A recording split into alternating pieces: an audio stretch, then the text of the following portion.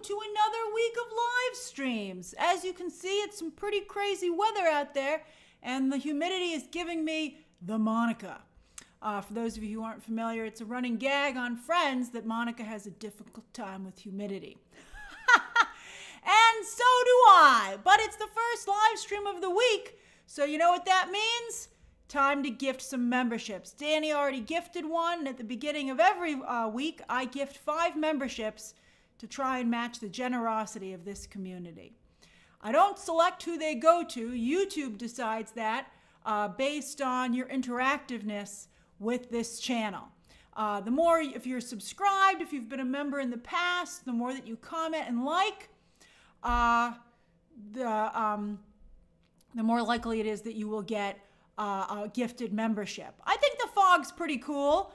I think it's funny. You know, being up this high, I often liken it to being on a ship. Thank you, Rover. You really feel the weather up here. When it rains, you know, like it's really cool. It splatters the water against the window. It's really pretty neat. Hey, Sahib. But yes, very it's foggy because it's raining, Danny. Oh, yay, Habib, you got a membership back. Oh, cool guy, so generous. Thank you so much. I really appreciate that. All right. That's right, Sahib. You're working your way up the badges. You're working your way up the badges, baby. Carter's got a 5-year badge. I love it. Fantastic. Looks so good. I would create more badges, and thank you guys for your support, but this is as many as YouTube will allow me to create for now. All right, so the way this works, as usual, is that you must please keep your questions and comments to the story at hand. I will mostly pay attention to your questions and comments at the end of each story. If you comment your question earlier, you roll the dice, I might not see it. And then, of course, as always, at the end of the live stream, you can ask me anything you'd like for 10 minutes. Hey, Zach, thank you for your generosity. All right, so by the way, it's really tough. You know, I like having this view. I feel very newsy, but it's a real pain in the butt to have to light sometimes. I have quite the lighting set up in front of me, which you can kind of see. You can see part of the lights because of the fog, but yeah, like it's hard to film when the sun is setting. Although sometimes you guys like that effect, but it can be quite blinding. Okay, all right. It makes it interesting, that's for sure. It makes it interesting. Okay, story number 1. That's right, I do have a little halo. Okay, so story number 1. Where is it? I've loaded some photos, but not for this first story. This first story is more about, it's more of a discussion. All right, so story number 1. Boop. Oh, no, I covered Trump's face. Oh, no. Let's be respectful of the office. Let me move it a little bit. Okay, all right. So, story number 1. Here we go. Oh, look at all the stuff we have to discuss. Okay, so I think this is not going to go away necessarily the way you think it's going to go. Oh, thanks, cool guy. Thank you very much. I don't think this is going to go necessarily the way you think it's going to go because I think this is actually a complex situation. I think you're going to be surprised. I think a tariff, I'll just tell you my headline up front. I think a tariff is a good idea. And I think that by the time they get to the end of what they're thinking, I think that this will not only help Hollywood, but I think it'll help Trump with voters in California and probably Georgia. Georgia is a swing state. California, a lot of Northern California is surprisingly conservative. And so I think you'd be surprised. I think you'll be, yeah, that's right. I can see already if you were like, what? Plot twist, says Pi? Let me walk you through it. Because when you put your business hat on, this is not a horrible idea. All right, so what's the problem? There is a problem. There's a very big problem in Hollywood. And in fact, they're the ones who said Jon Voight's name 3 times and summoned him. And then it didn't go the way they thought it would. They were like, Jon Voight, come talk to us. All right, so the problem is that production is indeed fleeing the United States. It used to be that it was only getting out of California. Now it's really getting out of Hollywood and the entire United States overall. Not only production jobs, but animation jobs, VFX jobs. I have a friend in the entertainment industry. I have a couple of them, but one in particular who I was talking to about this, super liberal, super anti-Trump, but honestly said, if he can get me some more work, because people are hurting. People are really hurting in the entertainment business across the board, particularly below the line in the United States. Why are they all these jobs going overseas? Well, as Trump said in his typical fashion, they're not playing fair overseas. So again, I spoke to some people I know in the industry about this when it was announced late Sunday while I was rendering movie math. I was like, what are you doing with this while I'm trying to do movie math, man? And then I had to take off yesterday. So I was like, why do the stories always break when I can't cover them immediately? But I'm glad I had a little bit of time to wait, because the situation has been developing. So anyway, a friend of mine in the industry explained to me that, Sahib, don't threaten me with a good time. All right, so it was explained to me that the UK gives a 40% tax break or incentive to a production to come to the UK and film. So let's say you have a $100 million budget. If you were to film that $100 million movie in the UK, it would essentially actually only cost you $60 million. That is a huge, huge benefit. And I don't know how the United States could possibly think they could compete with that. So that's a huge incentive. And there are other incentives in other countries as well. Now, what's interesting is this is a real above the line versus below the line situation. Above the line talent is like actors, directors, producers, studio executives. They don't care where the film is made because their job is not affected.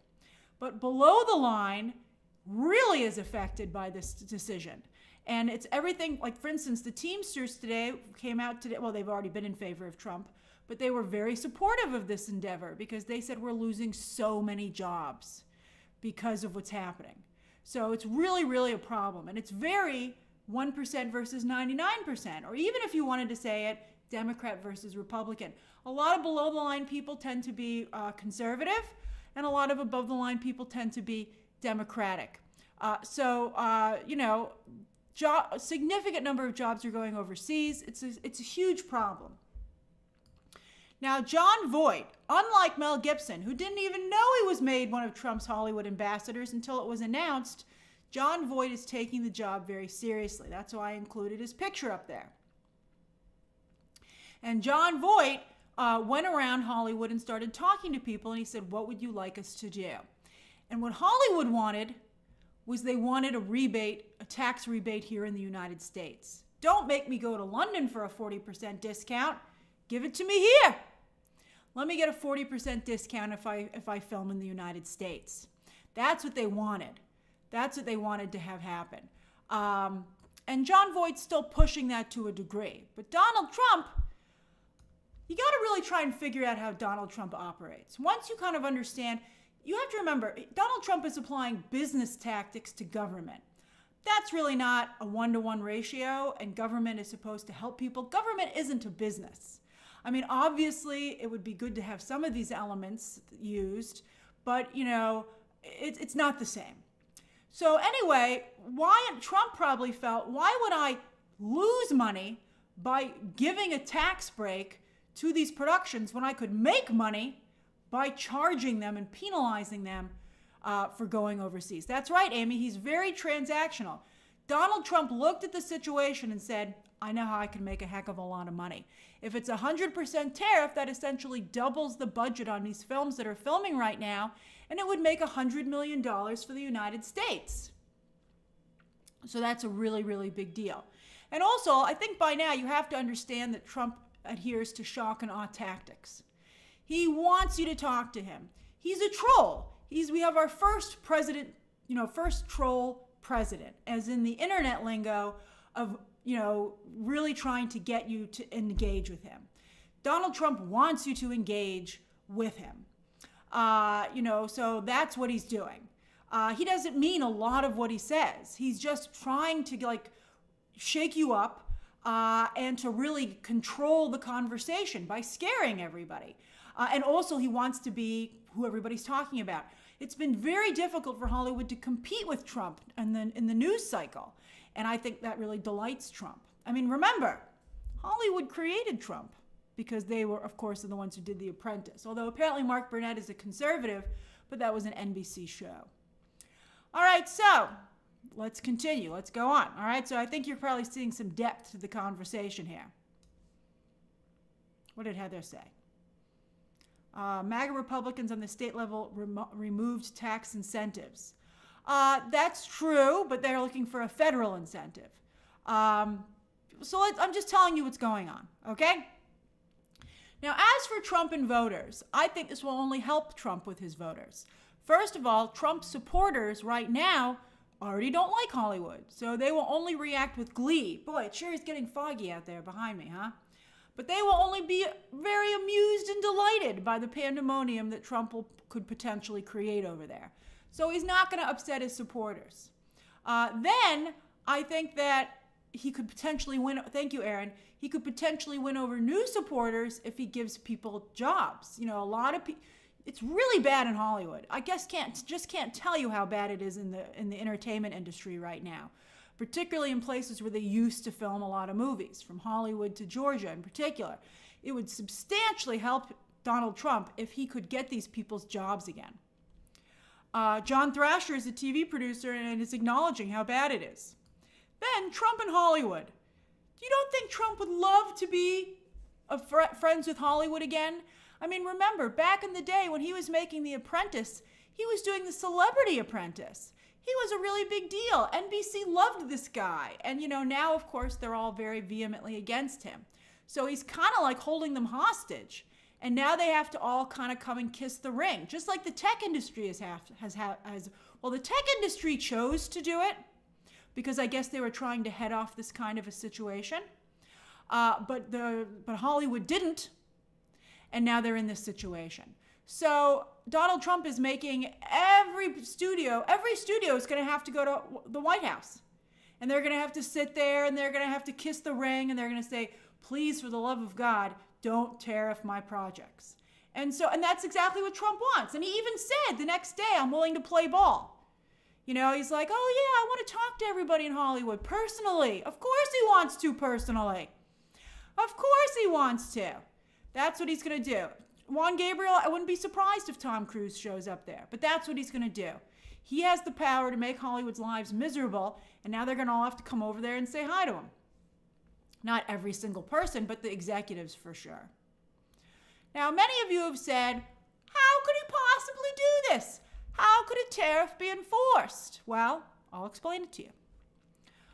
So, every studio, of course, pays taxes. Every studio has to file reports, and there would obviously be some kind of organization that would look over studio budgets and plans to decide what their tariff was. So and even Jon Voight said for things that are filmed abroad, there would be like 120% tariff or something to not only, it would negate Jon Voight's counterpoint was to negate whatever benefit the foreign country would give, like the UK, to not only negate the 40% tax rebate, but to punish as well with an additional fee. So it would be, the point here is to discourage you from filming overseas. And there's some nuance to that. We're going to discuss that in a moment.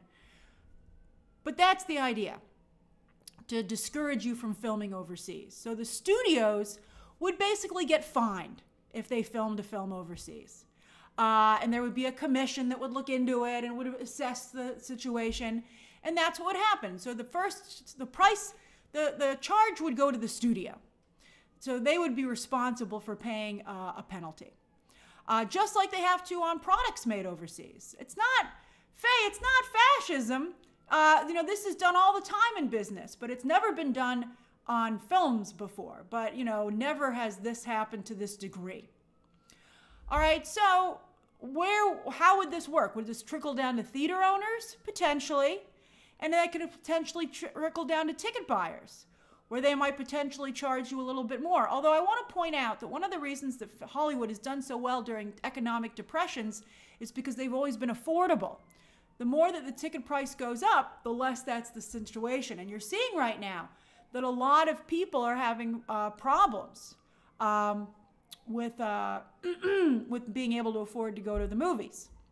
Back in the day, I remember stories of my grandfather during the Great Depression being able to go to the movies thanks to a can of beans.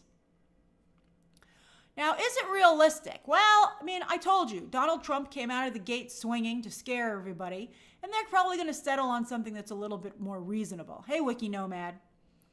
All right, so, and I know that it's not a backdoor Hays Code, Heather. It's not. I really am I think you got to be careful not to go, let's see if it could possibly end up being that, but that's not what it is right now, okay? The whole point is to keep jobs in the entertainment industry in the United States. That's all that it is. And that is a significant issue. Right now, if you wanted to work in the entertainment business, you lived in the United States, even though, of course, Hollywood arguably built the entertainment business, it would be difficult for you to get a job. So that's really a difficult situation. Jose, they're not going to do a moral tariff. I think you guys, all right, so I don't believe so. I mean, let's see, but let me just talk to you about what's happening right now, okay? Okay, so Hollywood versus international productions. I believe that they will decide not to impose this on international productions. I think that is not fair, and I think that it would be, really a problem. So I don't think they're going to do that. I think that this is entirely to have people film in Hollywood, and I think it would be too aggressive to force overseas productions that originate overseas to have to come to America to film. Remember, America has a lot of heft in this situation because we are the biggest movie market in the world. I mean, obviously, you can cobble together all the other countries, but America still to this day really drives the global box office. So I think it will only end up being for Hollywood productions because that's all Trump really has control over. All right, now, obviously, Mel Gibson's going to go up and say, how am I going to film a movie about ancient Rome and the days of the Bible in America? And so I think, people pointed out, what about Mission Impossible? Mission Impossible is a globe-trotting adventure. That's the whole point of it. And so I think location shooting will be allowed. If you're filming on a location, if you use the actual location where you're filming, I suspect, although Paul points out that The Chosen is filmed in Texas, that's very interesting. I don't think Mel Gibson wants to hear that. But I do believe that if you're only going overseas to shoot on a sound stage like the Marvel productions do, you will be tariffed. Because there's no reason for you to film those productions overseas. I actually would agree with this tariff. Because we're going to get to the VFX, Adam Sphere.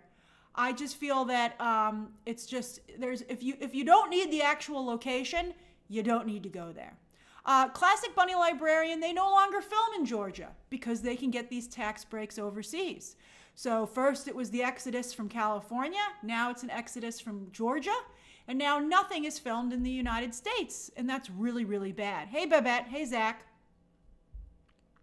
Jerry says, your first mistake is thinking there's anything reasonable about Trump. I would tell you that when you have an enemy, if you just dismiss them as, blah, blah, blah, blah, blah, blah, you are doing yourself a disservice because Trump has proven to be very effective.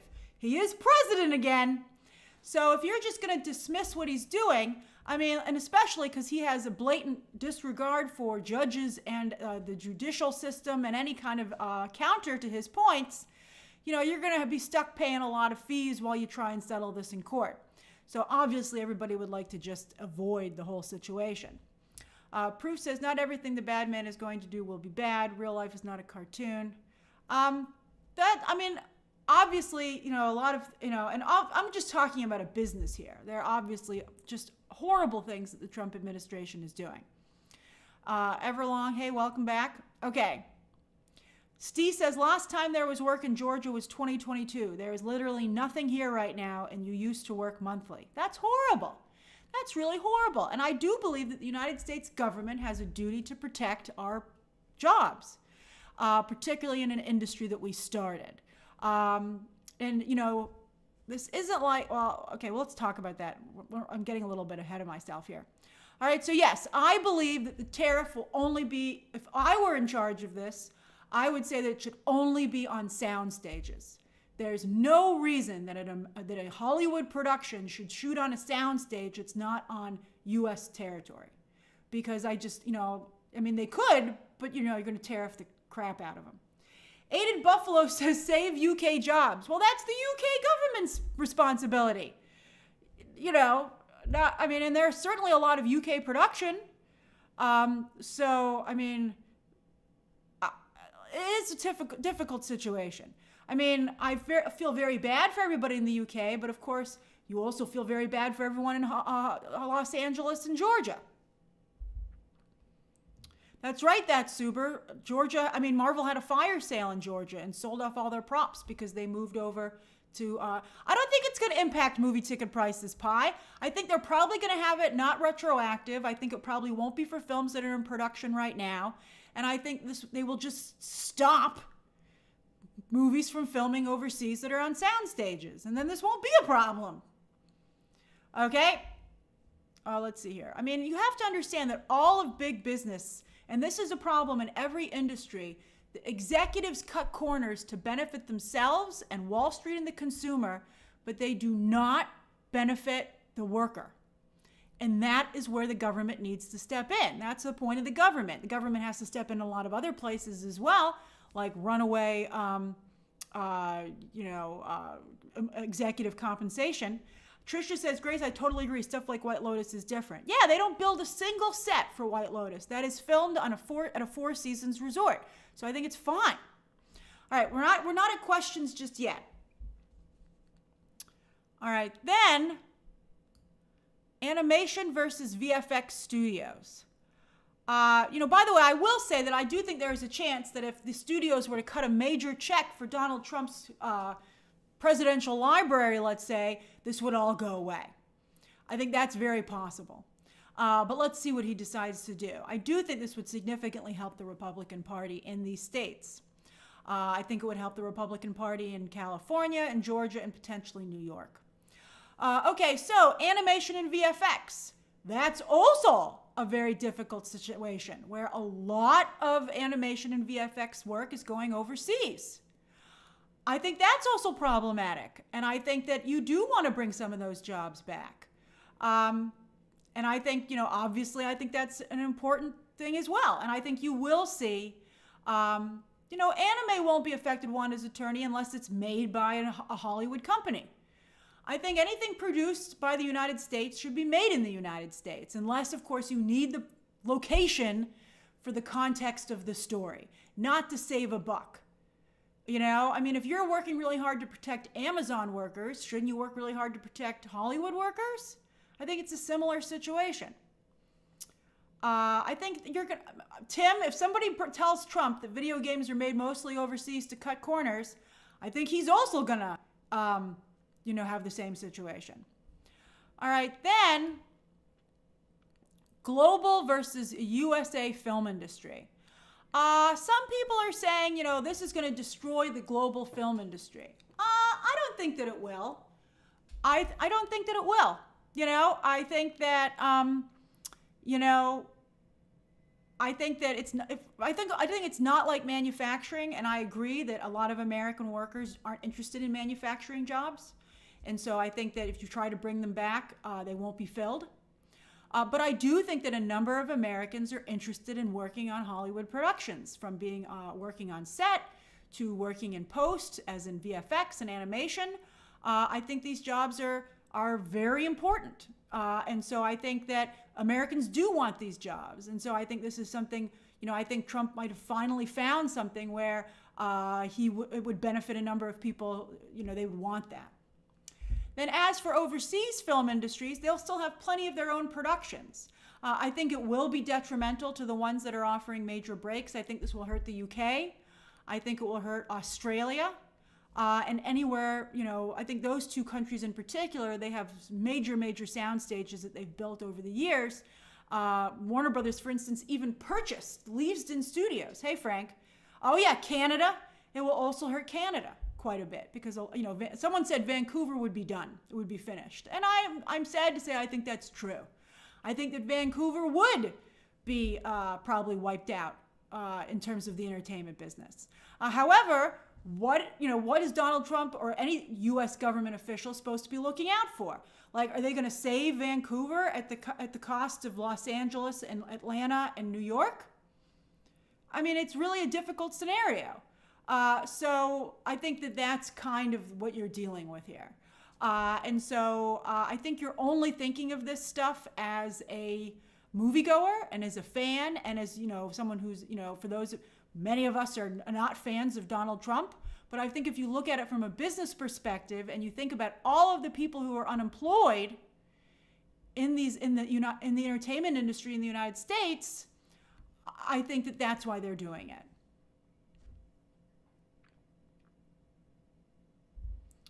All right. I think a lot of you are just not being fair and level-headed about this situation.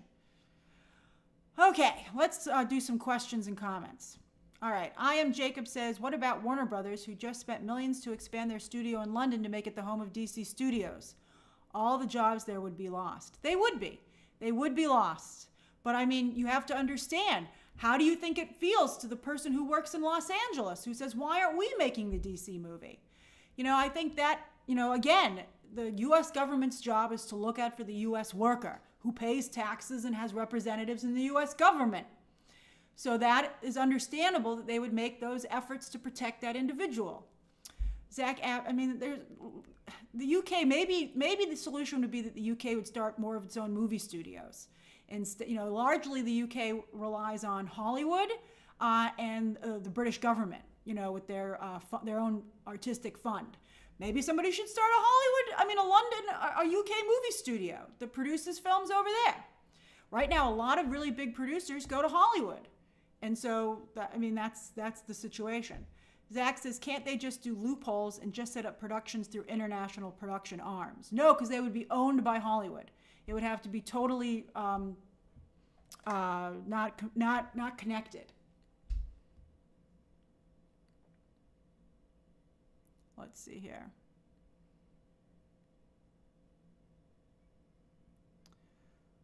Okay. Doc, that's very sad for your friends in Vancouver. It's we'll see what they come up with.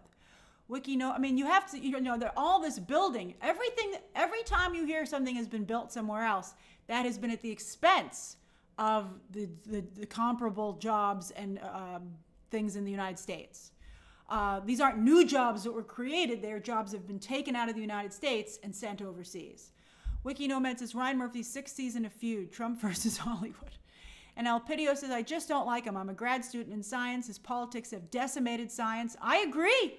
What Donald Trump has done to the CDC and to science and to health is just shocking. John Oliver just did a segment on it on Sunday night. It's just horrible. And I think it's going to really hurt the United States and the world. Everlong says, and what happens if there's a reciprocal tariff that affects Hollywood profit margins? I don't think there will be a reciprocal tariff because, as I told you, the tariff should not be on overseas owned productions. A movie 100% made in the UK or made by the UK should not have any penalty for filming in the UK. It will only affect Hollywood productions. So, then I think that would be very aggressive on the part of other countries to penalize the United States for looking out for its own citizens. Astronomy 360 says, hi Grace, besides more local production, lower ticket prices, and improving the theatrical experience, how would you save the film industry? Well, that's it. We're going to talk about new Avengers in a few moments. I think they have real issues there as well. Brian says, considering that the American box office makes films successful, Americans should have an opportunity to work on these productions. Exactly. I think that, I know that this is an international discussion, and I love that so many of you join my conversations from overseas, but I'm just telling you that you're talking about what the United States government is going to do. And again, the United States government is going to protect the people who pay its taxes and who it represents. Jazz says, Grace, didn't Hollywood film most American-centric films from 1940s to the 1970s here? And yes, that's why Hollywood is in California, because of the weather that's conducive to filming.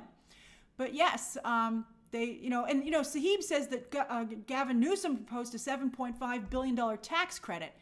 A tax credit means that it costs the United States government $7.5 billion just to make you do what you should do. So another president might agree to that, but there's no way that Donald Trump would agree to giving up $7.5 billion. He's going to say, do it here or I'm going to fine you. And it's a no-lose situation for Donald Trump. Either you keep the jobs here or he makes money. It's going to work. Pi says, how will this affect James Bond? Unfortunately, James Bond is owned by a Hollywood studio, Amazon MGM. It will have to be filmed, except for location shooting. I would say I would allow, again, let's see what they come up with, but under my solution, anything that was done on location could be filmed in the UK, but anything that was filmed on a sound stage would need to be filmed here in the United States. Hey, Jay. Juan says, can they make Marvel Studios and Lucasfilm based in the UK? They cannot, because they are owned by the United States. The only thing they could do would be to sell Marvel and Lucasfilm to a UK company, and obviously Disney will never do that. Hey, Gavin. And then Gemma says, I'm not getting involved. I'm here to enjoy myself. That's great, Gemma. Good for you. Look after your mental health. Everlong says protectionism isn't great. Well, I agree, and I can't speak to that because I'm not a student of that situation. But I will say, on the surface level, I do think that all the unemployed people in Los Angeles and Georgia is not great. These people really are horribly unemployed. Like, they cannot make a living.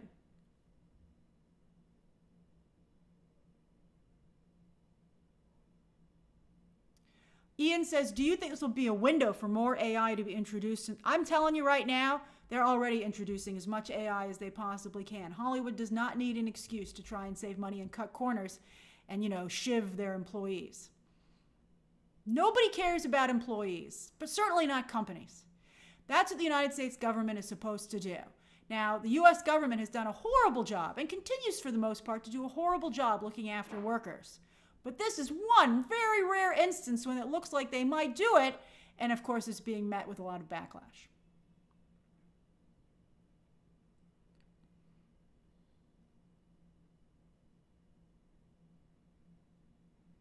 Let's see here. Babette says, do you think AOC will be the Democratic nominee in 2028? Hard to tell. I think that the Democrats would be best to have a moderate candidate, although I thought that Kamala Harris had really a lot of wonderful policies that she ran on, and it was unfortunate that she didn't win. Many of them being enacted by the Trump administration now, or variations on them. But I think that I can't speak to whether or not she'll be the Democratic nominee, but I do think she will run in the primary. Thank you, Ober. I really appreciate that. Thank you. And then John says, if you need to film on location as a stand-in for a fictional or fantasy play, say in New Zealand or Europe, do you think that? Of course. I think that if you want to actually, I'm telling you that I will see what they come up with. But what I would propose is that it's for sound stages only. A sound stage is a building that could be anywhere on the globe, so it might as well be in the United States. Jay says, as a Democratic in Los Angeles, we need a lot of these jobs back in LA. I'm telling you, if Donald Trump pulls this off, he will sway people to at least more. He will win over a lot of people. A lot of people are having, particularly Democrats, are having horrible problems in terms of employment.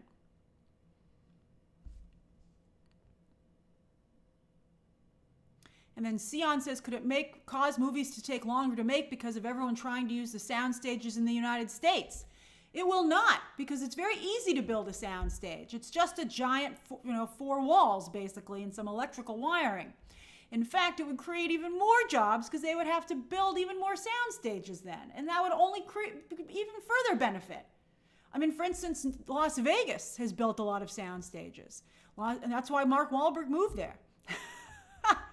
They have no income tax in Las Vegas, and they're trying to film a lot of movies there. Future movie actor says it could take a drastic effect on what kind of movies can be made, though certainly. Box office is already suffering right now as it is for so many. It won't. I'm telling you, it will not. I don't think it will. I think if anyone's saying that, it's because they're scaring you, because if Hollywood says that to you, they're intentionally trying to scare you so they can continue to cut corners and save money. Remember Bob Iger said he didn't want to pay writers? Professor Sage, the Harry Potter show would have to be filmed in the United States. If it was, I'm sure it's largely sound stages. Thanks, Sam. Classic Bunny Librarian says, how about premieres in other countries? Not at all. Of course you can go on a global PR tour. That's not going to affect you at all. Jareem, I already talked about the AI situation. Heather, I'm glad you're doing okay. I'm sorry to hear that you're on dialysis. Well, Heather, I'm sorry to hear about your medical situation, and I hope that everything, fingers crossed. It's very scary in many areas what's happening right now, but I don't believe this is one of them, at least not yet. Okay. Sorry to hear about your friend, Yonderlore. And then Yuvrov says, Grace, what about foreign films releasing in the United States? I think that Donald Trump just said that to scare people. I don't believe that he will do that. Hey, Devon, I don't believe that he will. It would be ridiculous to penalize a film for filming in its own country. Thanks, Zach. Adam Sphere says, I think it's naive to believe the studios will hire American. I think they'll just make fewer movies. Why? That's such a ridiculous statement. If they were going to do that, they were going to do it anyway. And then Brett says, my home state, Kansas, has failed to pass film incentive bills for 2 years now. Maybe this would help. It might. It would be interesting to see if the Republican Party tried to court Hollywood. And Mr. Magic says, but this is your idea, not Trump's. I bet you this is where he ends up. He already said he wants to discuss with Hollywood. He wants Hollywood to all come over and talk to him, and they're going to do it. He's not. He just did that to scare everybody, and it works. You can't let Donald Trump always. Obviously, in some areas he does come through with his threats, but this isn't one of them.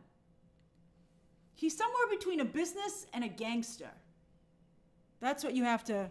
That's how when you're thinking about how Trump thinks, that's how you have to think about it. All right, yeah, I think we're ready for the next story. I'm glad you're okay, Heather. I'm glad you're okay.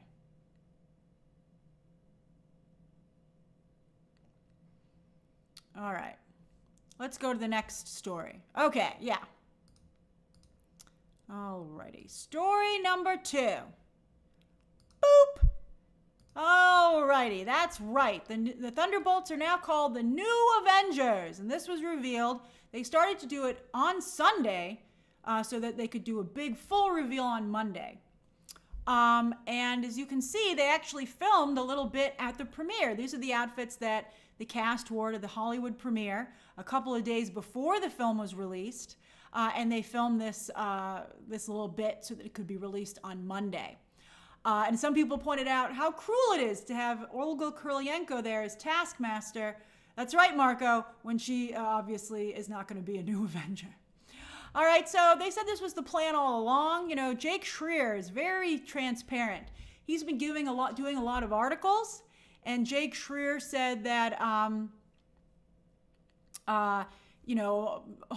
Marvel sometimes wants things to leak, and that they planned this whole thing, and they came up with this end credit sequence, and this is all part of their big master plan. Now, I think one of the things that most people thought of immediately was, what about Discount Tuesdays? A lot of people wait to go to the movies until Tuesday. In the United States, there's something called Discount Tuesdays. It's $5 Tuesdays, and that is significantly cheaper than the movie ticket price in most areas. It's either $5 or at least it's a significant discount. And so a lot of people wait for Tuesday to roll around. So for this to happen before Tuesday is pretty nuts because this kind of ruined the end of the movie for a lot of people. I mean, obviously, are you on social media? This stuff should be on social. Obviously, you think you would have seen this already. Sorry that happened to you, art lover. But, I think that was one thing that I think particularly surprised a lot of people. I saw that video of Sebastian Stan replacing the poster, but I personally was like, how lucky for him that duct tape was already there. I thought that really broke the illusion. I think it would have been nicer if he had I'd be like, just give him some tape or some gum. Give him some chewing gum and have him put it up that way. All right. So I think one thing that people have talked about, Faye, it's not a theory that Mel would become Songbird. The writer of the movie said that that's basically what they're planning. I got to tell you, Marvel and DC and all these movies have to stop, saving things for later films. If Mel had been Songbird in this movie, I think it would have helped the film substantially. Mel is Julia Louis-Dreyfus's assistant in the film. Anyway, some people are wondering, is this a marketing That's right, leave it all on the screen, Wanda's attorney. Is this a marketing gimmick, or is it really part of the story? I told you when I saw Thunderbolts that I thought the key sequences were made into just perfect amount of time so that they could be, yoink, put on social media. And I felt that was discouraging. I was like, this is very easily leakable on social media. And it was. Many of you told me that you saw Thunderbolts not having to buy a ticket, but by just watching all the clips on social media. And now you saw this reveal. So I thought that's right, Paul Brunel, we're all going to be very interested in that second weekend box office. And so I feel like this feels like a marketing gimmick versus the story. I think it's crazy to build your whole film around a reveal that A, leaked on Thursday night when the movie hit overseas countries, and then B, keeps you from being able to properly promote your film. Now let's think about how this film would have been marketed in like the 80s or 90s. If you go watch an old movie trailer from the 80s and 90s, oh yeah, it leaked on the 22nd after the fan screenings. That's right, Juan Gabriel. And I think I saw somebody else mention that too. But if you watch an old trailer from the 80s and the 90s, what's really funny is that they often seem to give away the entire film. But it didn't hurt the movies back then, and they were really still lots of fun to see. You don't know, you don't know until you see the film that they're actually giving a lot of it away. For instance, think about what the ad campaign could have been. You could have had that like, and then the voice comes in, the trailer voice goes, Yelena doesn't know it, but by the end of the week, she's going to be an Avenger. And you'd be like, oh, how's that going to happen? Let me go see the movie. And that would have really helped, I think, to promote it. Deandra says, what's going to happen with Sam Wilson, Captain America, setting up the new Avengers? Well, they put the copyright symbol on their account, on that Avengers account. So they're talking about the battle for who's the true Avengers. But that's how it would have been. And I think that would have actually worked because everybody would have been like, let's see how she becomes a new Avenger. And I think you're really penalizing the movie from being able to capitalize on it being an Avengers film. But here's the thing. You can call it New Avengers all you want, but it doesn't really seem like an Avengers movie. But there's one other thing I want to point out first, and a lot of people talked about this yesterday, and that's that when you do the Avengers, it is not a favorable comparison box office-wise. So as you can see, Thunderbolts, while it was significantly cheaper, all right, then doesn't quite line up. Sorry about that. The opening weekend is shockingly low, even for the very first Avengers movie. I mean, that is just an awful comparison. And it's certainly not going to get to $1 billion, Thunderbolts. Even if you call it New Avengers, I'm still calling it probably $400 to $500 million. I honestly believe that's what Thunderbolts is going to end up with at the box office, which is very scary. That's right, Mika. Avengers movies have more action. They have more pomp and circumstance. And that's the thing. You can call them the New Avengers, but they sure don't look like the New Avengers. This is not a good Avengers team. This is a great Thunderbolts team, but this is not a good Avengers team. Look at who's currently in the MCU. Look at the power. I mean, there's Yelena. Good for her. It's great that she has her own team of super soldier characters, especially because they're bench and sentry. But look who you don't have here. There's no Wanda, there's no Shang-Chi, there's no Captain Marvel, there's no Shuri. In fact, Sam is getting all of them. You know, Sam, as we know from the Doomsday reveal, is getting Shuri and Shang-Chi and probably Captain Marvel. So it's like, it's crazy. You know, it's not the same. I don't think that the lineup works. I think this isn't Avengers. I have to say, the Thunderbolts are a wonderful team for themselves. They are not an Avengers team. I mean, they're not even the Avengers. They're the Dark Avengers. And so that's one of the reasons that I think the branding doesn't work. I think if they called them Dark Avengers, it would have worked. I think the branding would have worked. And Rodrigo, that's interesting about saying they're potentially diluting the Avengers brand. I think that's true, potentially. So what do you guys think? I'm glad that thank you, Barbara. That's very generous of you. I'm glad that some of you like the Thunderbolts, but for all the love the Thunderbolts is getting, the box office is low. I miss Zemo as well. I saw an interview that the writer had said at one point Zemo was going to be a post-credit scene, that he was going to be like the Kaiser Soze of the Thunderbolts and manipulating the whole thing, and I think it was a mistake not to do that. Cammy, Bucky is not the leader of this team. It's Yelena. I mean, he's definitely kind of like her mentor.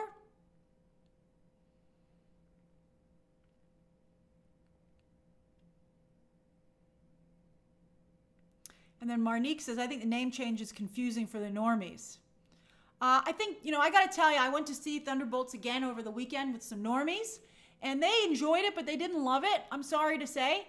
And they actually said they were kind of done with Marvel movies. And I think a lot of people hit that point with Captain America 4, which is why Thunderbolts came in low. But they both said that they were going to skip Fantastic Four, which really shocked me. The normies I'm talking to are like, they've had enough. They need a break. It's all the same to them. And I think that you're going to see diminishing returns potentially. Sahib says you can't actually call them Dark Avengers in the world of the movie itself. Sure you can. Sure you can. They're talking about how they're having a tough time. Maybe Yelena could have been like, we're the Dark Avengers. And everybody would be like, yes, the much cooler ones. Oh, thank you, Jordan. Thank you as well. Junior says that's why New Cap is wanting to sue. I don't like the suing. As I've said, I think it makes Cap look weak that he has to resort to being litigious. Eliza, Bucky is a bad friend. I would agree with that.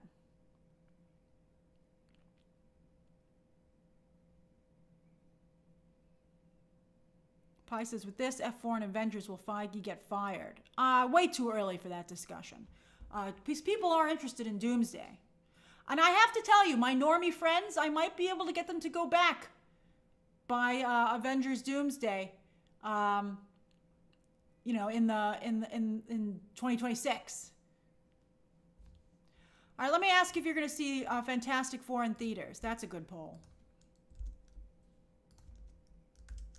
Are you planning to see FF in theaters? But I mean, we're all Marvel fans. Of course we're going to go. Opening weekend.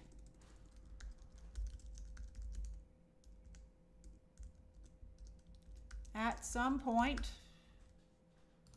Now let's do yes. Waiting on reviews. Digital. Streaming. And then just gonna skip to Doomsday. By the way, thank you for so many people who are tuning in. As long as you're here, why not hit the like and subscribe buttons? And anyone who's watching can vote in a poll. You don't have to be a member to vote in a poll. Wouldn't it be horrible if all the July movies ended up underperforming? Oh, that would be just shockingly bad.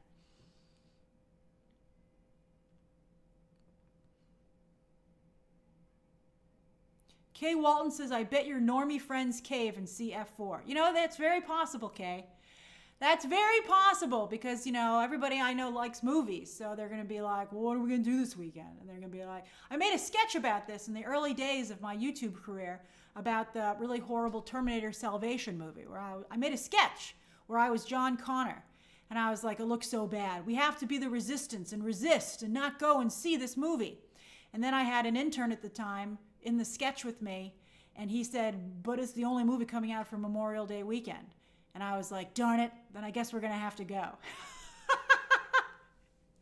But I mean, I think that's no longer the case, because I think people have other things they can do, which is a great segue into our Grand Theft Auto section. But let me answer a couple of these other questions really fast. Thank you, Michael. Hey, Gigi says, I think it's clear that people don't like Falcon America. He has no cap.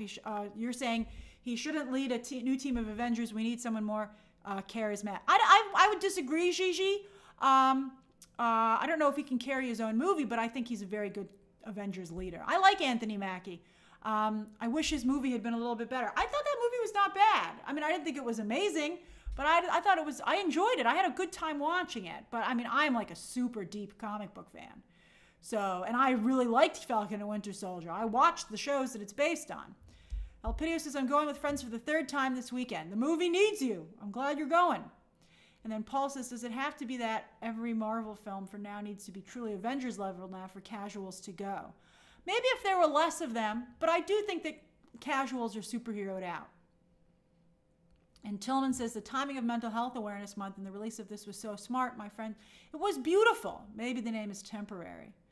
I'm not sure, but I think that the mental health aspects of the film are really incredible. Hey, John, thanks for becoming a member. All right, a lot of people voted. I'm going to close the poll. All right, let me read it out loud because it doesn't show up in the replay. All right, so 59% of you, oh wow, we're all big Marvel fans, and only 59% of you are planning to see it in theaters. 14% of you will wait for digital and streaming. 13% of you are just going to skip to Doomsday, and 12% of you are on the fence. That's very interesting. Yeah, wouldn't it be crazy if this was the year of all $400 million Marvel movies? It's totally a whiteout back here. That's nuts. I really am in a cloud.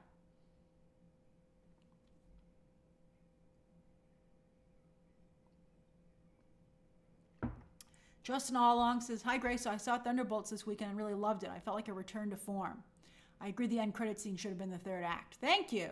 Yeah, I love the movie, but I told you, creative Grace, mwah, no notes. Business Grace, I have some notes. And I think if some people had listened to Business Grace, the movie would have made more money. Although I think Captain America 4 did do real damage, just like Quantumania did real damage. All right, let's go.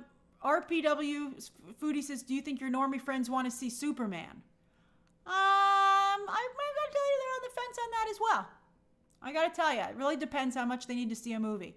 I think people are so busy these days and have so much going on that I think that unfortunately Hollywood has created a scenario where you're like, I can wait. Okay.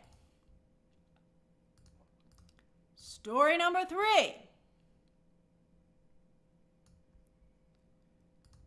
Boom, baby.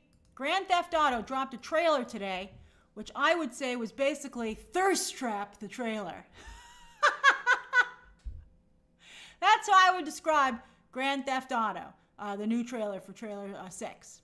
Now, a long time ago when I was little, I did have a gaming system, and I did play Grand Theft Auto.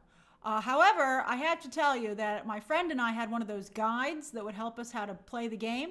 And eventually we decided that there was just so much having to look at the guide that we didn't feel we were really playing the game, that we were just kind of like just doing what the guide told us to, and we lost a lot of interest in Grand Theft Auto. But I have played Grand Theft Auto, but a long time ago.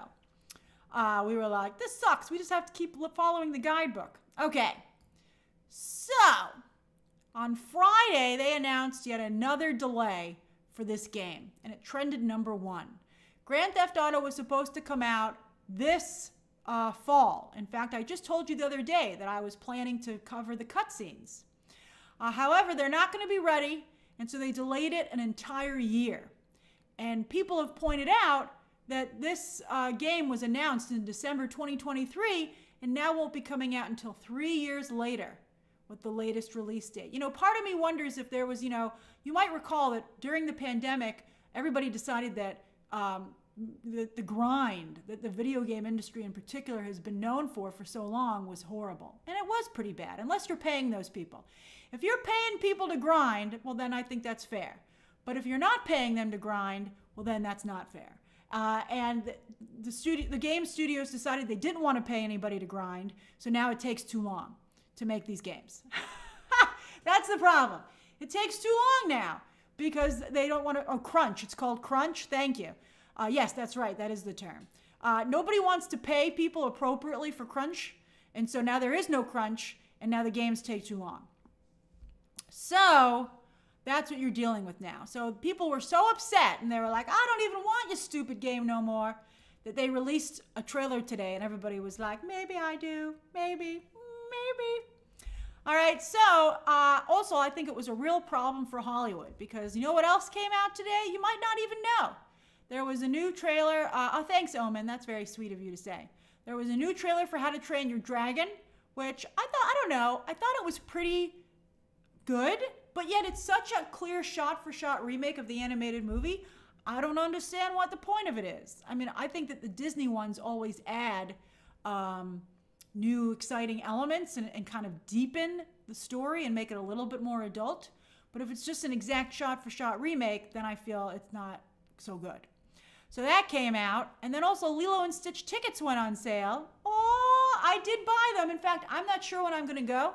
So I bought 3 groups of tickets for Lilo and Stitch for Memorial Day weekend. I mean, obviously I'll see it to review it beforehand, but you know, I'm like, I don't know when I'm going to go. So right now I'm sitting on 3 groups of tickets. They didn't sell a lot of tickets for Lilo and Stitch, I got to tell you. Oh, you think that poster's awful, Maisie? I love this poster. In fact, this is actually maybe my favorite poster yet, which is why I used it here. And they have so many good little goodies they're giving out. I'm going to go and buy all the Stitch cup and stuff like that. I'm pretty excited. I think Stitch will have mostly walk-up business. So I'm not too worried about it. But certainly nobody was talking about any of this today because everybody was talking about the Grand Theft Auto trailer. And so it used to be, there used to be not too much to talk about besides movies and sports. It used to just be movies and sports. But now it's video games and politics. And I think that's creating a real problem for Hollywood because they're the least popular out of all the groups, right? Let's think of the order we think that it goes in. I think that politics get the most discussion on social media. Then I would say sports. I'm always seeing sports trending. They might even be tied, politics and sports. Video games is a little more sporadic. Depends when. Oh, you want me to poll it, Classic Librarian? It's a Classic Bunny Librarian, and J. Jonah Jameson agrees. All right, let's do a poll. What area interests you the most? Politics, sports, Hollywood, and then video games. All right, again, anyone who's watching can vote in a poll. You don't have to be a member to vote in a poll. Polly poll poll, that's right, Faye. Polly poll poll. Remember, Donald Trump is using the tactics that he learned in Hollywood to change politics. Trump actually uses a lot of very popular old school tactics, but he uses them for evil, unfortunately. But there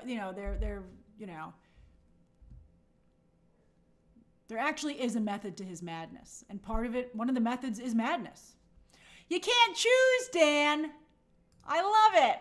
Again, anyone who's watching can vote in a poll. And again, if you have time, you could hit like and subscribe too while we pause for a moment. A lot of Donald Trump's strategies are business strategies, to be honest with you. I mean, he's obviously borrowing from some really other horrible areas, but they're business. And I think actually, I would say the best, as I said, he's like a snake oil salesman crossed with a mobster. And that's exactly who he is. Like, exactly. I'm excited for Andor 2, Marco. I heard these episodes were pretty darn good. That White House account should be burned to the ground on social media. I think they're disgusting. My father used to say stuff was disgusting all the time. He's like, disgusting. And I was like, what an overreaction. Things aren't actually disgusting. And now, these days, I do find myself occasionally saying, that's disgusting. And I've said that a lot on the White House social media accounts posts. I'm like, that's disgusting.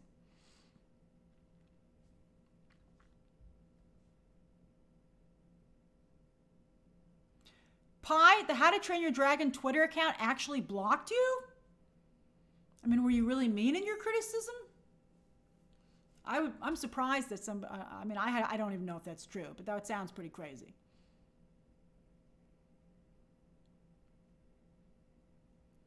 All right, well, you can see that this poll is a little different because you're on this channel, so you're interested in movies. So let me close the poll, which I think is interesting. Oh, Pi admits that he was a little mean. That's funny, Pi. That's why you got blocked, because they feel you're going to hurt the movie.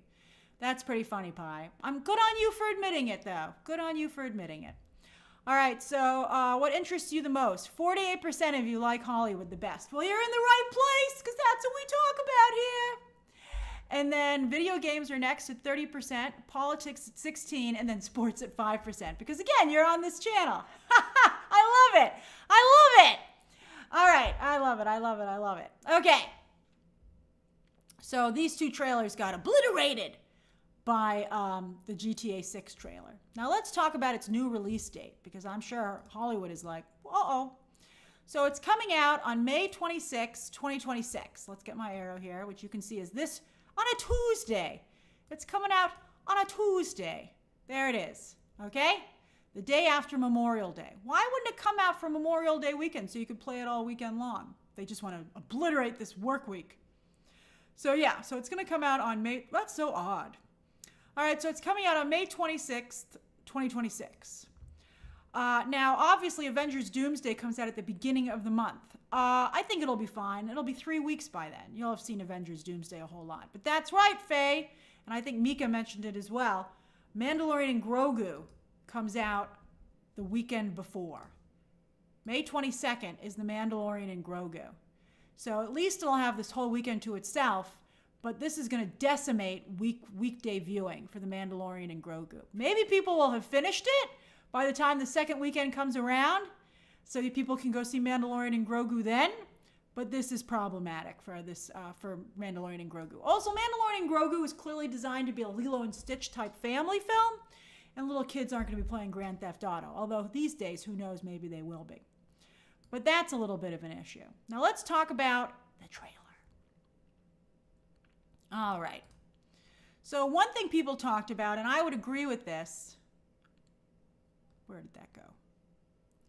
Why I would agree with this is the shocking realism of this trailer. That's a still from this video game trailer. Let me enlarge it so you can see it. Ooh, that's a video game. Look at the hair on his arm. Look at the marks in his skin. That's not a human pie. This is a video game animation. That's incredible. I did watch the full trailer, Jeremiah. I would have preferred that it was a story trailer. Somebody tweeted that they said that it looked like it was directed by David Ayer, and I would agree with that. But that's incredible. That's just amazing that it looks that good. That's Stephen Root's character. We're going to talk about that. All right, so let's talk about the trailer itself. So as I said, it's a giant thirst trap. Thirst trap the trailer. That's what I thought when I saw this guy. And one of you used my video of me talking about Red Hulk's chest hair. And I remember back then I said I'd like to thank whoever rendered all the hair on his chest. Well, somebody had the same thoughts about this one. And I must agree that this was pretty impressive. I saw some people saying, oh, you know, it was really funny. This was very funny. I mean, that's pretty amazing. I'm not a video game player, and even I'm like, ho, right? Like, that's amazing. Very, very well done. They've got everything going on there. The hair, the sweat, the realistic muscles. It's amazing. Woo! It's getting hot in here. Let me take a drink of water. Okay, so there's that. Then we also have eye candy for everybody. This is the female lead in the movie. She looks fantastic. I feel bad talking about this when I have such a bad hair day myself. Stupid humidity. But I think she has wonderful hair. And one of the funniest things that I thought here was like, look how good her hair looks getting out of prison. She knew her boyfriend was coming to pick her up. I was like, wow, what kind of conditioner do they have available in prison? I've never seen anybody's hair look that good from prison. So I thought it was hilarious that while she was wearing prison sweats, she looked absolutely incredible when she came out of prison. I was like, wow, that's really nice. So she looks fantastic. That is quite the nice ponytail. She apparently had all of her makeup in there. It's amazing. I'm like, wow. Wow. All right. So yes, she looks incredible. And there are a lot of, let's just say somebody said there was a lot of peaches, AKA butts in this trailer. And there certainly were. I felt that it was beneath me to include the pictures of the butts here, but they're all over social media.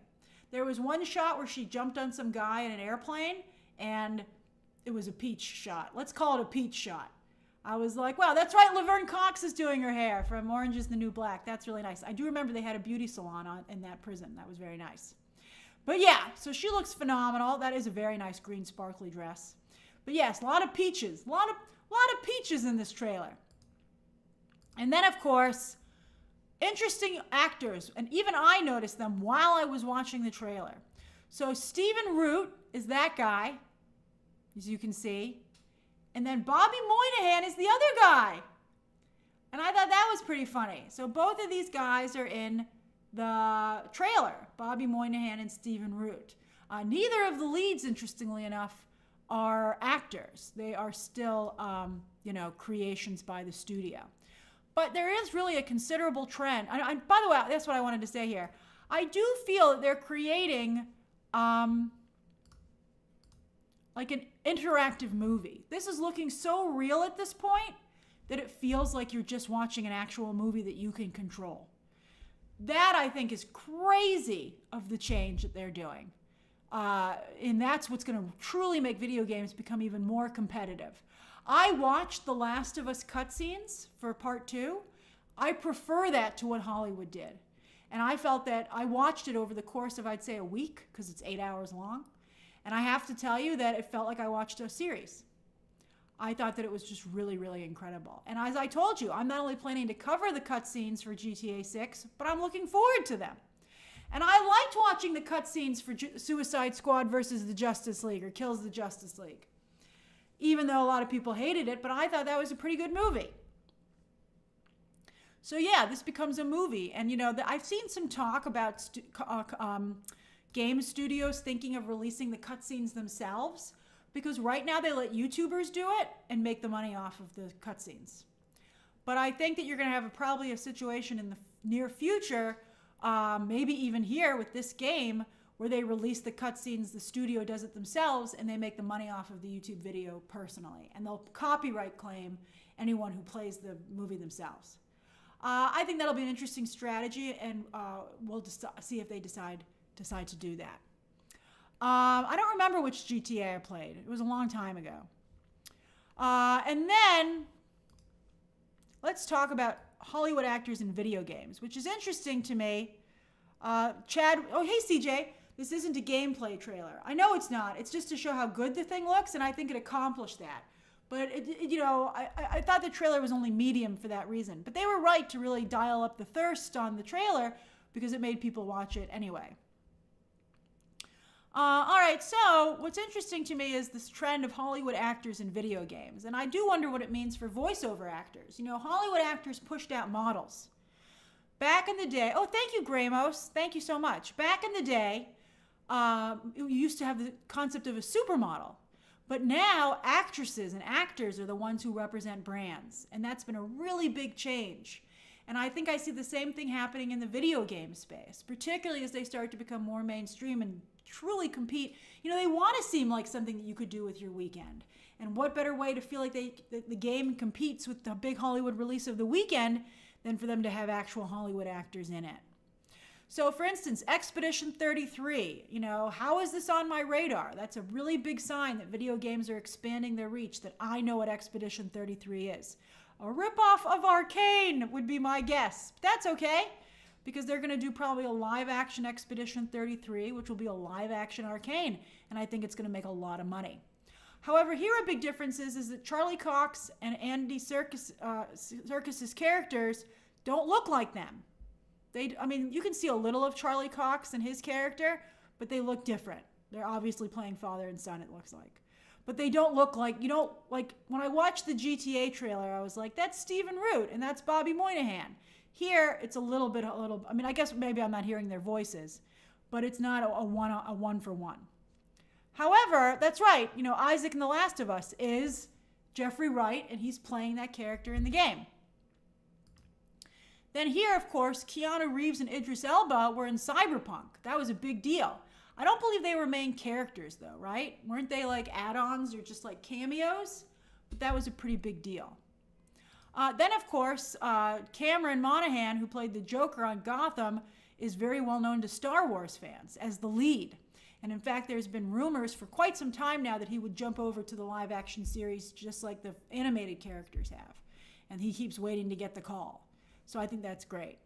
Oh, B. Brown says you're with Keanu all the way through the game. That's incredible. That's incredible. Were sales good for Cyberpunk? Hey, DG. Were sales good for that? Did that help with sales?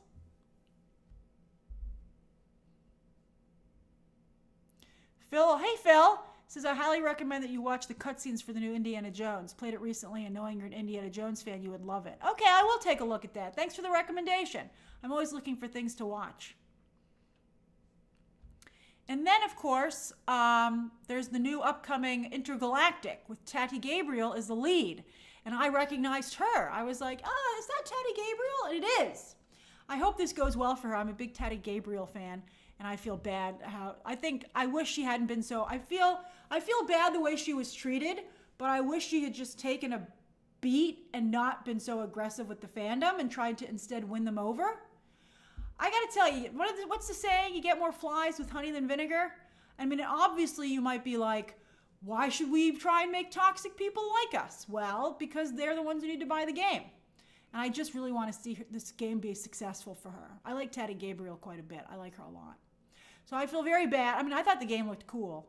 But anyway, and then also, Kumail Nanjiani's in it. I mean, he's really in it. I'm like, that's Kumail Nanjiani, who made a deal with the devil, and it turned out worked for him. I always find that incredible. I'm like, you're not supposed to be able to take those kinds of enhancements and have it work out so well. And he's like, no, I'm perfectly fine. You're like, really? He's like, yeah, I'm fine. You're like, that's really crazy. So I always find that incredible when I see that. Yeah, he looks fantastic. And it worked out for him. So it's really not a good thing, I think, for society. But yeah. So anyway, and he's still very funny. I like Kumail Nanjiani a lot. I will definitely watch these cutscenes as well. Isn't that funny? I have no interest in playing video games, to be honest with you. I have enough on my plate as it is, and I've heard it's quite time intensive. However, I really like these stories, particularly as they start adding more and more actors to them, so it works. So I will be watching the cutscenes for these games, and I will start reviewing them now that I'm there at the beginning, you know. And also, I just need more stuff to cover, particularly as some of you start to lose interest in Hollywood. So yeah, I'm not going to play these games, but I will probably cover, you know, I wish I could, I'm not sure, I'm not quite sure what the rules are for reactions. Maybe I should start trying to react to them as well. Let's see. That's great, I'm glad, so it's interesting. All right, does anybody have any questions or comments about this story before we get on to the Q&A?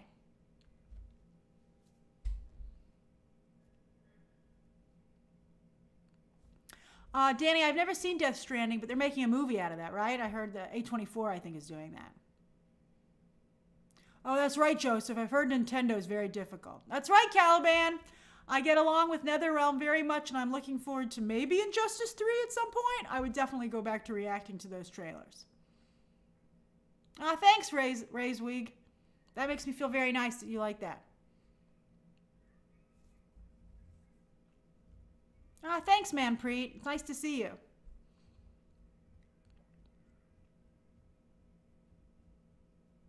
Thanks, guys. I think you don't have any questions or comments. I appreciate the compliments, but I think you're ready for the Q&A. Gigi's like me. Doesn't want to play the games, but will watch the cutscenes, which is why I do believe that the game studios will start releasing them themselves.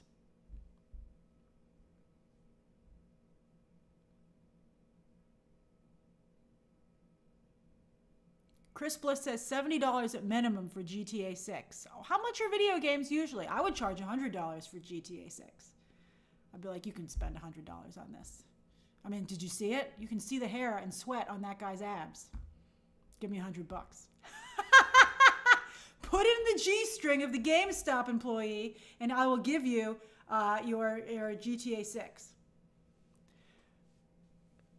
Oh, it's $50 to $60? Oh, I would definitely go up to $100. I mean, I don't even play them, but I'm like, $100.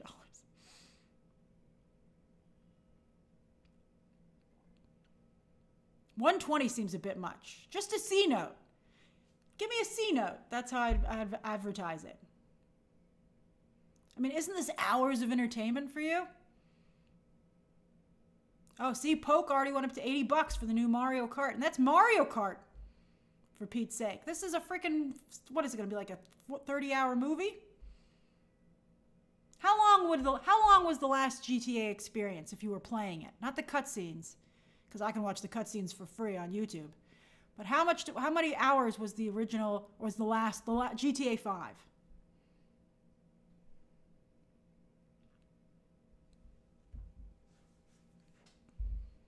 Never ending, says Joseph.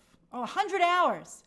That's $1 an hour. Oh my God, I would definitely charge you $100. That's crazy. Yeah, $1 an hour? Yeah. Maybe if you buy it early, $80. See, I gotta tell you, this is the business mind. Sockley, I didn't know there was a huge fight over game pricing. And look, I found myself in the middle of it.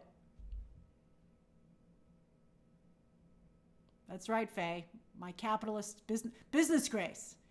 Business grace was like, I gave you $1 an hour. Oh, Away says it's only 25 hours for the main story, $100 for all the extra stuff. I don't know. I feel GTA 6 could charge whatever they want. I don't think they should abuse that power, but... All right, let's go to the Q&A before I upset video game viewers, players, even more than I usually do.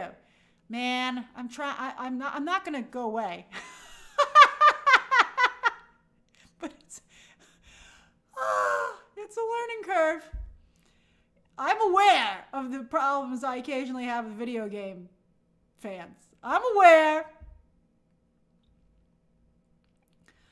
All right, 10 minutes. All right, so 1:27. So I can see on my clock 10 minutes. Pi says, Grace, Trump's tariffs on Hollywood is not for him since he's confirmed he is not running for a third term. This may benefit his 2028 replacement. I don't know how quickly can the tariffs go into effect. I think it would benefit him. Well, because he's not going to run for a third term? I think he would like to be popular and not hated. I mean, he would like to probably go to a restaurant in New York City again. I don't think he can really, I think there's a very strong reason Trump moved to Florida. And that's because I don't think he can really go around New York City or even Los Angeles anymore. I think he's persona non grata in those circles. And I think that a move like this is trying to fix that. Robin Zilla says, I'm actually surprised that game prices haven't skyrocketed more than inflation. The prices of microtransactions more than makes up for it. Well, that's true. Are there any transactions in GTA? Then you can't charge $100. I'm talking $100 and then it's yours. If I'm charging you for anything within the game, I can't charge you $100.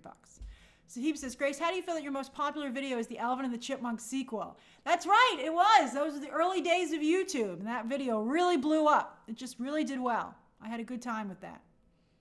I'll always have a special place in my heart for Alvin and the Chipmunks too because of that.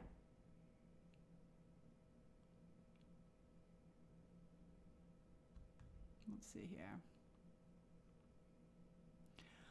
Nof X says, Hi Grace, after Thunderbolts' performance, what are your thoughts on Fantastic Four and Doomsday's box office interest? I'm concerned for Fantastic Four, but I still feel pretty solid about Doomsday, particularly since there will be such a long break between Fantastic Four and Doomsday, like almost a year. I think that will greatly benefit Doomsday. Ray's Wig says, Grace, have you seen that Clayface is going through rewrites with a different writer? It's pretty shocking to pull Mike to rewrite Mike Flanagan. I'm like, are you rewriting Mike Flanagan? Although maybe Mike Flanagan didn't put his business hat on. Let me just say that if you want to see a Clayface movie, you better hope those rewrites are effective. That's all I'll say on it, from what I've heard. Danny says, hi, Grace, live stream tomorrow for Andor. I got to see how Andor is and if it's worth discussing. Although there's a Disney quarterly report tomorrow, so I'm probably going to want to discuss that too. The Dragon, I'm not going to go back and watch any video games. I'm only going to watch video games going forward. Unless they make a movie or a show about said video game, and then I will go back and watch it for comparison. Hey, Jesus, my sleep schedule is awful. It's really awful. Some of you, speaking of it being a mental health month, I've been having a little bit of a difficult time myself, and so that's not been good for my sleep schedule. Brian Brandt says the money is in game purchases. I would think so, right? Like up front or no, in game. In game. I mean, I don't know. I have to learn more about the video game industry. Let's see here. Fetty, and I'm glad you're enjoying the studio. They just renewed it for season 2. Mr. Magic says, just wanted to let you know that you have shouted out my partner Brian and I for our last couple of years. We just celebrated 11 years, and Brian has become a fan. I'm glad I won you over, Brian, and so nice to always have you guys in the chat. Heller says, why do you feel Warner Brothers didn't attach a new Superman trailer to play in front of Sinners? It seems like a poor business move. As I said, I think they're just, I think they're still, let's see what happens with Superman. There should be a trailer by the end of the month. I think they're really nervous of messing up the goodwill that they enjoyed from the first trailer, although I think they kind of already did mess that up because they've kind of botched the ad campaign. But I think in their minds, they're very nervous about messing up the positivity around that December trailer. Rodrigo, I don't think I'm going to cover the Blood of Zeus season 3. No, I don't plan to. Noel says, Grace, you would love the Arkham game cutscenes. I probably would, but I don't think anybody's ever going to do anything with those these days. Asensio, thank you for those memberships. That's so generous of you. Look at Cool Guy. Thank you. Hey, Grace. Just sent you a message on X, but I'm a new LA resident and thinking of changing careers in the entertainment space from working hospitals and mental health. Do you have any advice on where to start? Well, that's an interesting resume. Everybody has to have, health workers on a film set, which is another reason you want to bring production back to Los Angeles. So you might want to see if there's anybody who's like on set in terms of health or on a studio lot. They're all going to have something like that. And so you might want to see if maybe they're hiring to just get you on the lot and get your foot in the door. That could be helpful to you. That's off the top of my head, that's one idea that I would have.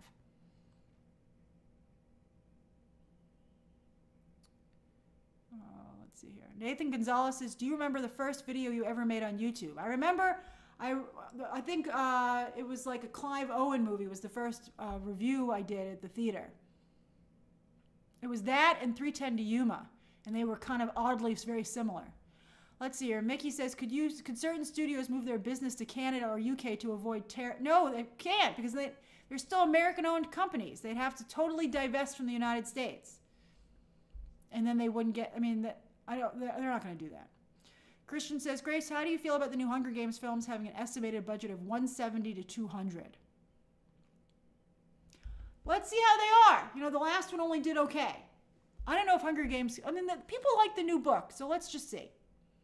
Oh, that's right, Juan Gabriel. Mike Flanagan did a horrible job with Dr. Sleep. Horrible. Some of you like that movie, but I did not, and what a box office flop that was.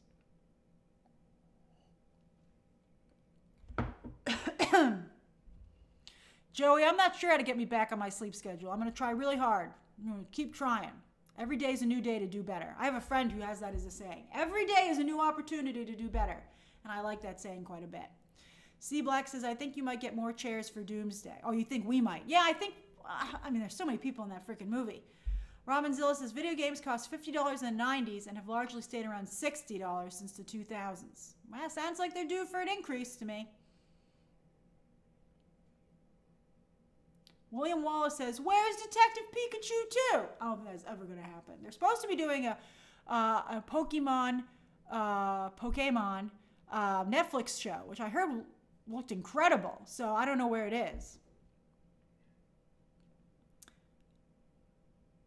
Pi wants to point out that while he was mean about the How to Train Your Dragon trailer, it was accurate. Well, live by the snark, die by the snark. I get snarky sometimes, and sometimes I have to live with it.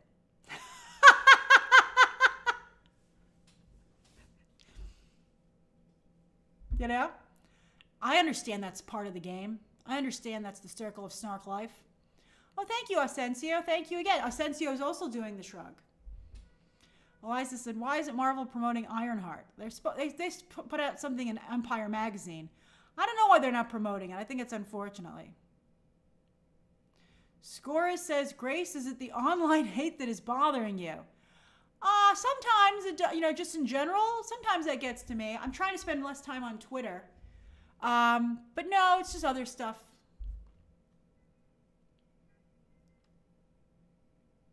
Oh, look, Johannes got a membership and thanked Asensio. That's very sweet.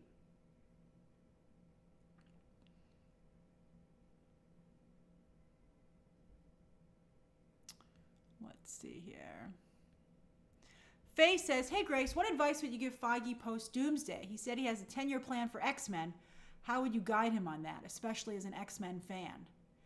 I would recommend that he give the Avengers a break and just focus on the X-Men maybe. And I think, I don't know. I think that, I don't know. I don't know what they're going to do. I mean, you have to remember that comic books have always been have been a medium with niche appeal. And I just think that it might be like the Western. And to this day, they haven't been able to bring back the Western.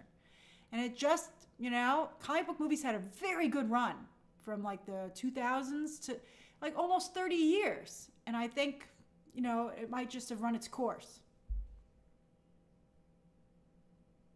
Oh, thank you, Sahib. Yeah, it was a review of Madagascar too. Was it? Yeah, I guess it was. Thank you for looking that up.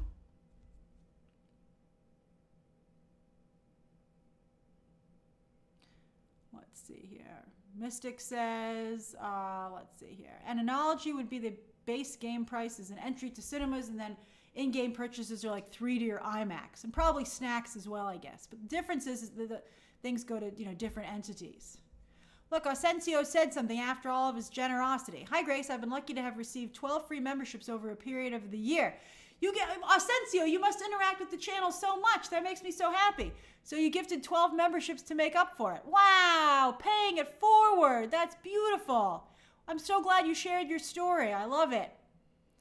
Are you a robber or a mime? I like your striped shirt there. You look fantastic. Let's see here. Thank you, Ryan. Adam Sphere, I'm not a Dodgers fan, but I think that's interesting you're asking. I'm glad you guys appreciate snark. You're in the right place. Floppy disk channel. I'm sure I should rewatch all the Final Destination films for Bloodlines, but I'm not gonna. I don't have that kind of time. The other day I was like, should I rewatch Mission Impossible Dead Reckoning to get ready for this new one? And then I was like, no, I don't think I should, because I'm gonna feel all Mission Impossibled out. So if it can't stand on its own, I don't care. Keneal says, how do you feel about some actors not being on social media? Do you think that affects them? I think if they're big enough, they don't need to be on social media. I think if you're not a really big name, you should be on social media. If you are a big name, like Scarlett Johansson, I mean, I don't know. I think she should, quite frankly. Karaoke, I mean, are you in the business or are you not in the business? You don't even have to go on social media. You hire a team to do it for you. I remember talking to somebody about this, and I heard that social media managers for their clients, plan posts a month in advance. Jose, I'm going to have whole wheat spaghetti for dinner and watch 3 hours of Andor. Hopefully something happens this week. Matt says, went with my son on a field trip to the zoo today. I just made plans to go to the zoo today here in New York.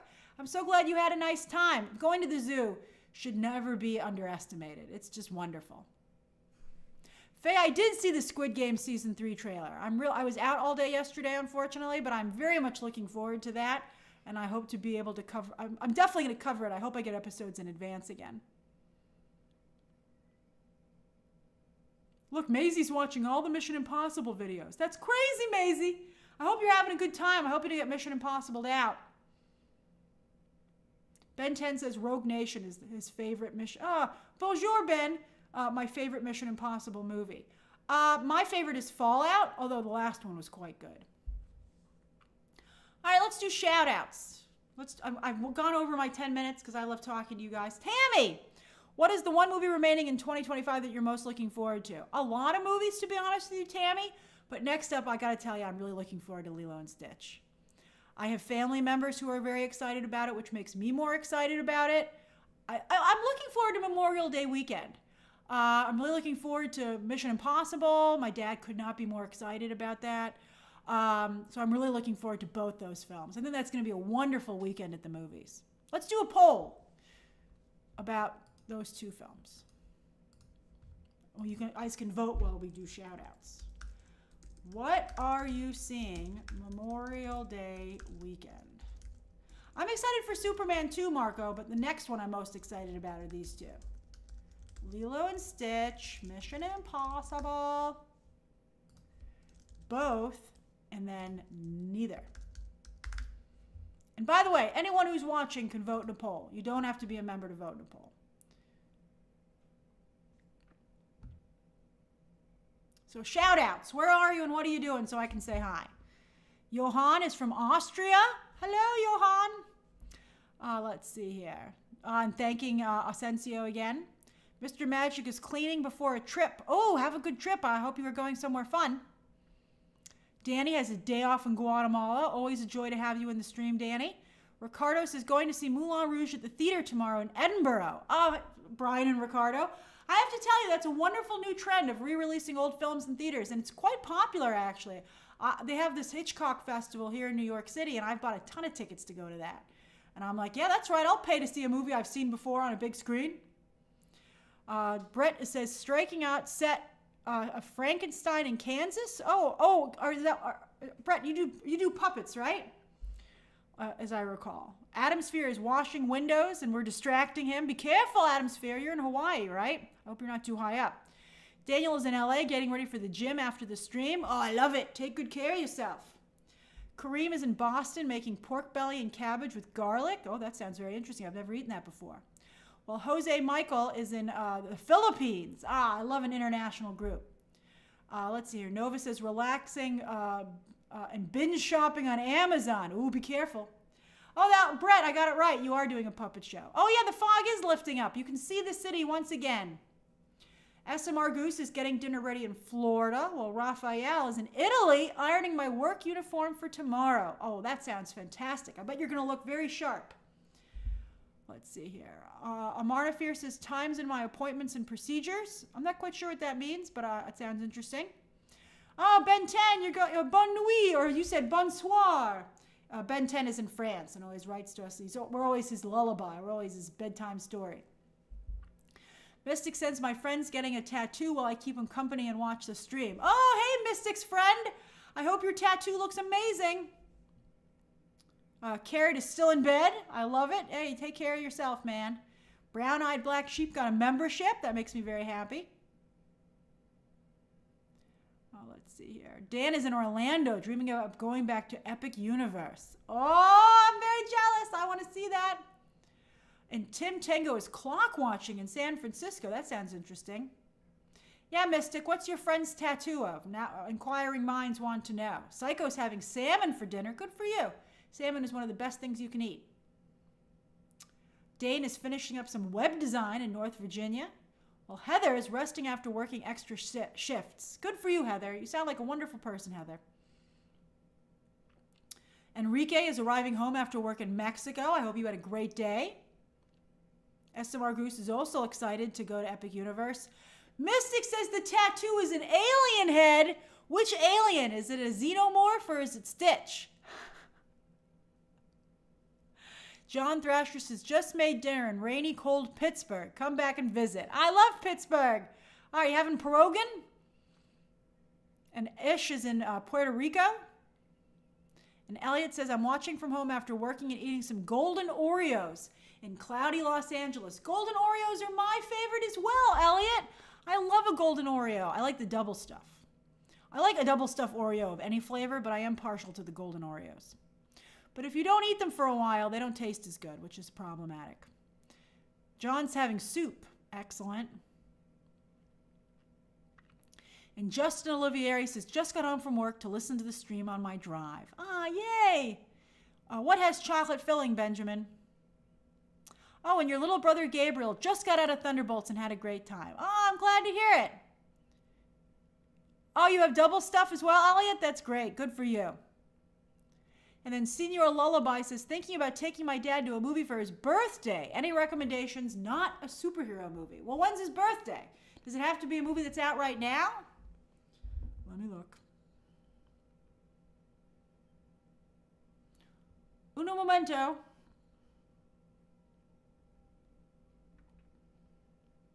Oh, The Accountant 2 would be great for a dad. I think The Accountant 2 is a good choice.